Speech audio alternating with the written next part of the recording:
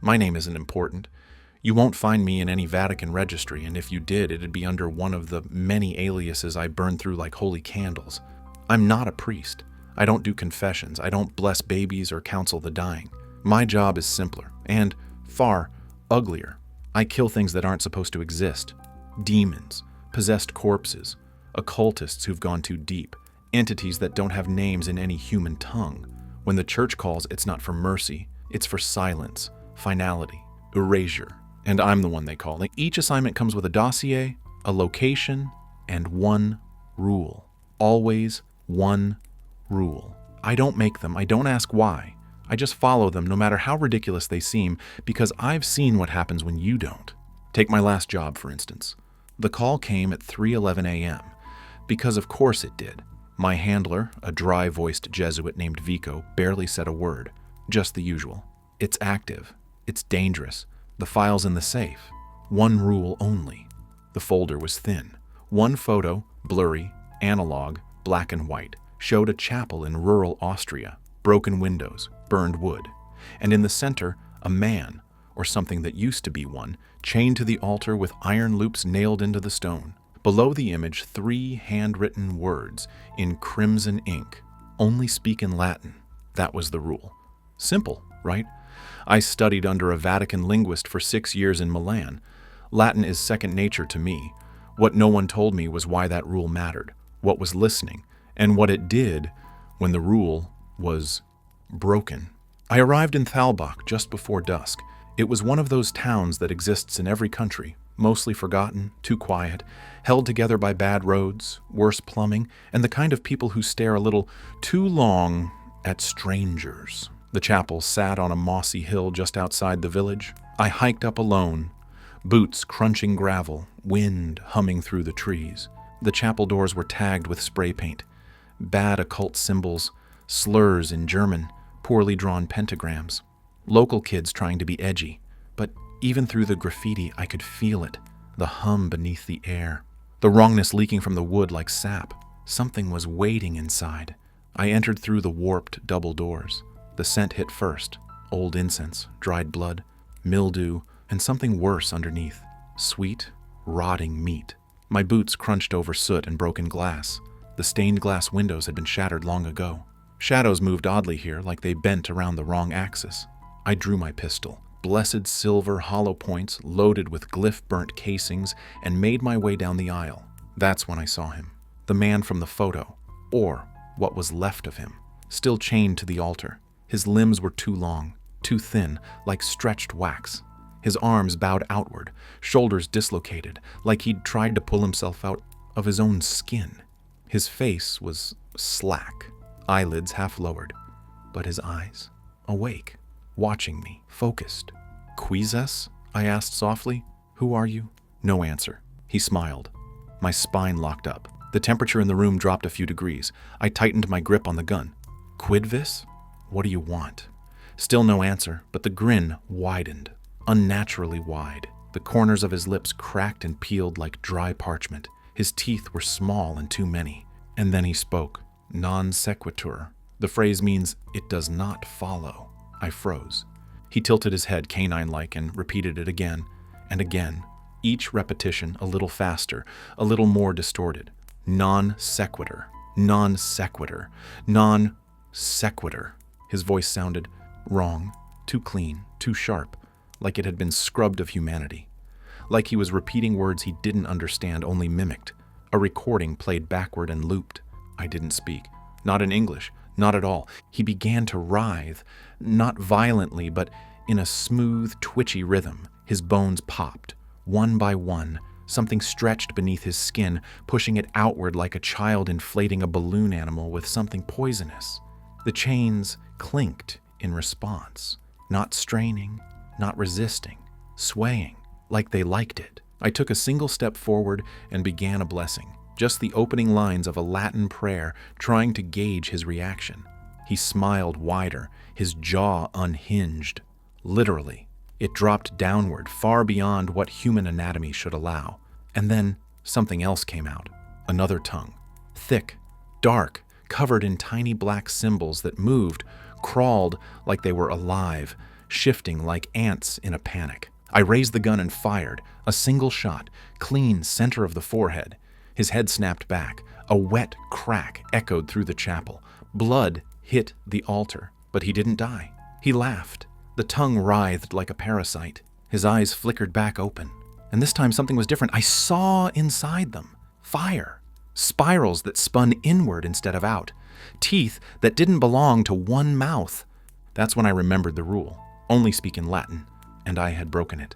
I muttered one English word under my breath when I fired. Shit.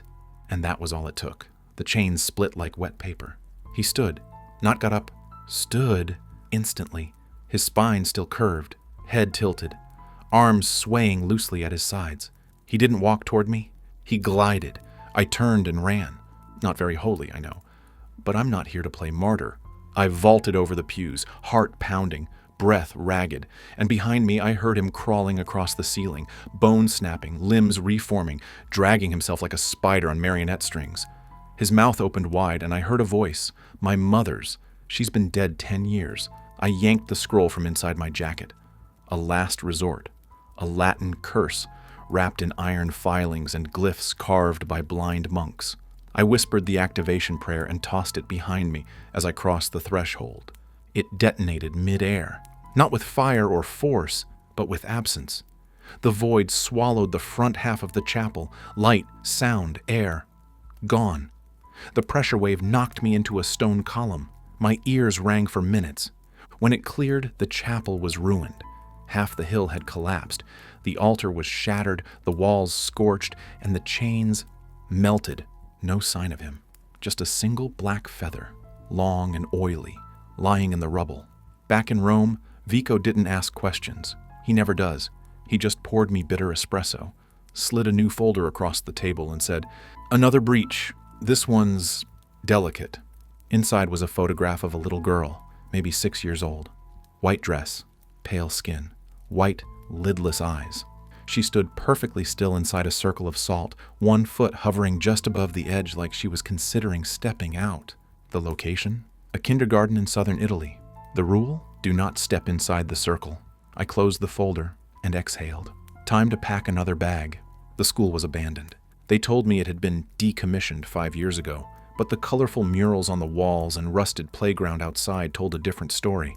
The metal slide was bent like something had gripped it too hard. The monkey bars were twisted upward, not downward, like something had crawled out of the ground. The rule for this job was simple. Do not step inside the circle. There wasn't much intel. A grainy photograph of the girl, a satellite image of the school, and one priest's field report that ended mid-sentence. I arrived just before dawn. I like going in when the world's still asleep. It makes the monsters easier to hear. I parked 3 blocks away, loaded my weapons, double-checked the relics, and said a short prayer I didn't believe in. The front gate was open, rusted off the hinges. Inside, the silence felt manufactured, not natural, the kind of silence you only get in places that should be full of life. A kindergarten, especially. There should have been laughter, chalk drawings, nap mats. Instead, there were scorched floors, broken dolls, and shadows that didn't match their angles. I found the classroom easily, the same one from the photo. The girl was still there. She hadn't moved an inch.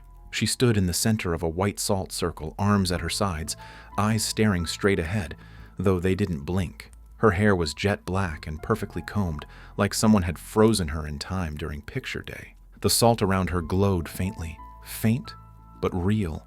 Each granule was infused with fragments of relics. Bone dust, ash from sanctified texts, splinters of sainted wood. I recognized the pattern. Old Vatican warding glyphs, forbidden since the 1400s. I stepped forward slowly, careful not to disturb the pattern. Puella, I said in Latin. Girl. She didn't respond. I circled her. The room was trashed, desks overturned, crayon drawings on the walls smeared and blackened like they'd been burned into the paint. Some of them weren't drawings at all, just spirals. Spirals and eyes and doors. One door, specifically, repeating over and over, always drawn the same way, slightly ajar with something peeking through. I felt watched, not just by the girl, but by that. "Quid est nomen tuum?" I asked. "What's your name?" Still nothing. Her skin didn't look alive. It had the tone and texture of wax, like she had been carved, not born. I began scanning the edges of the salt circle, looking for flaws. A crack, a shift in energy, anything that would explain why she hadn't moved. Then I saw it. One grain of salt, just one, had been brushed inward, almost imperceptibly, just far enough to leave a hairline opening in the protective loop, and her foot was hovering above it, still, waiting. This wasn't a prison, it was a test. She wasn't trapped. She was deciding, and the moment I stepped inside that circle, the choice would be made for her. I backed up, and that's when she looked at me, not moved her head, just her eyes, slow, mechanical, icy white irises like bleached glass. She smiled, and I saw her teeth. They were baby teeth, but too many of them, and layered like shark teeth stacked in rows. Hundreds. Then she spoke. "Come closer," she said, in perfect Latin. Her voice was calm, gentle, not threatening, not overtly demonic, just wrong, like a child performing a play without understanding the lines. "You want to help me, don't you?" I didn't answer. I stayed rooted, one hand reaching into my coat for the sanctified relic knife. "If you step inside, I'll tell you what you are." I hesitated. That's the thing about these jobs. It's never just violence, it's bait, psychological warfare. They always offer you something, knowledge, closure, a glimpse of the other side. It's never worth it. I took one step back. Her smile didn't falter. "You're the one who let him out," she said. "The chapel, Austria. You broke the rule." That stopped me cold. She couldn't have known that. No one could have known that. I hadn't filed a full report. I hadn't told Vico. Hell, I'd barely processed it myself. She took another breath. "He's still alive. Still looking for you." I flinched. That was all she needed. Her foot dropped. It touched the edge of the broken salt. The air in the room changed. Instantly, the temperature dropped to freezing. My breath came out in mist. The shadows in the room began to stretch, unnaturally, like they were reaching. The salt circle erupted into flame, not red, but blue. Silent fire, cold and alive. She stepped forward. 1, 2, 3 steps. No sound, no heartbeat, no presence, just intent. I pulled the relic blade and held it up, reciting the banishment rite as fast as my tongue could manage. She flinched at first, but only for a moment. Then she opened her mouth, and the other voice spoke. Not hers, his, the man from Austria, the thing I'd failed to kill. "You broke your own rule," the voice said through her mouth, "and now we're bound." The girl's skin cracked. Hairline fractures ran across her face like porcelain splitting. Her eyes rolled back.